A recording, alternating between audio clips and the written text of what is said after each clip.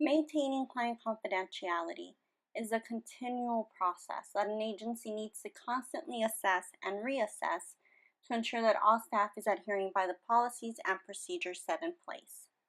In this section, we'll be reviewing a few of the protocols to keep in mind when working with clients to ensure client confidentiality is kept. We are constantly collecting data on our clients when we're working with them, and there are a few things to take into consideration. It's important to conduct the intake session in a private room where the client and staff person can talk without the risk of other staff or clients overhearing. And I know this sometimes can be easier said than done, especially depending on your workplace in your agency, if you're working in cubicles or if you have a private office. But it is important to make every effort to ensure that there is a level of privacy for the client and for yourself. It's also important to explain in detail the agency's information sharing policies and ensure that the client understands the information that is being provided. We also want to make sure that the client is aware of who in the agency is responsible for handling questions or complaints about confidentiality. Agencies must provide appropriate time for the client to review and sign any forms. An agency should also provide a written copy of the client's rights, including confidentiality, and any signed consent forms to the client. If the client is in need of interpretation and/or documents to be translated, agencies must ensure this is provided when necessary.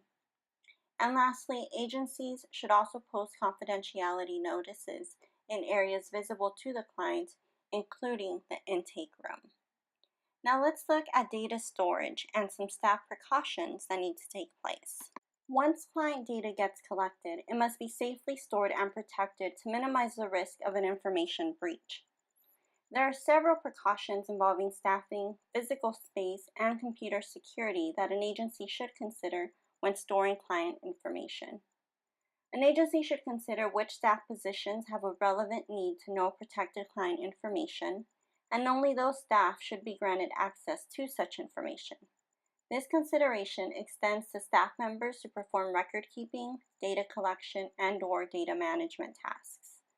Limiting the number of staff members who handle data also facilitates consistent data entry, leading to improved data quality.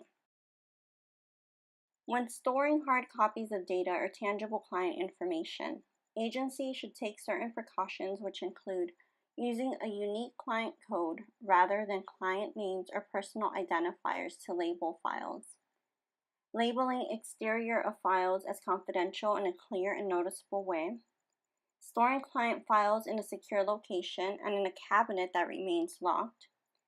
And some additional precautions include locking the cabinet after each use.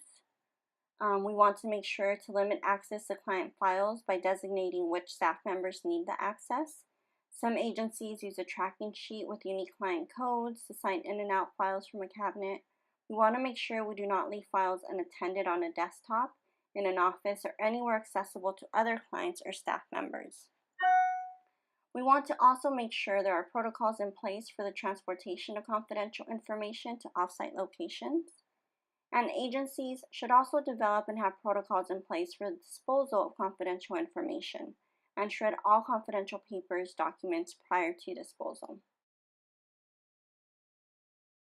Electronic storage of data should only be on designated computers that are password protected with a secure connection and a unique login or user ID and password for each staff member. Computers should never be left idle or unattended when accessing data. All electronic records should be password protected, and also you want to make sure to terminate access for staff who have left the agency. An agency that provides comprehensive and coordinated services to clients often needs to share client data with other organizations. Each agency should carefully consider what information is needed, when information is needed, and for how long the information will be shared. When utilizing data, there should be a completed client consent form on file to protect client shared information. Agencies should avoid unintentional information sharing and abide by the proper guidelines when disclosing a client's HIV status. This concludes our discussion on maintaining confidentiality. specifically to how is it that we collect data, how we store that data, and how we share that data with other agencies and staff within the same agency. You may now proceed to Section 4 of Module 4. Thank you.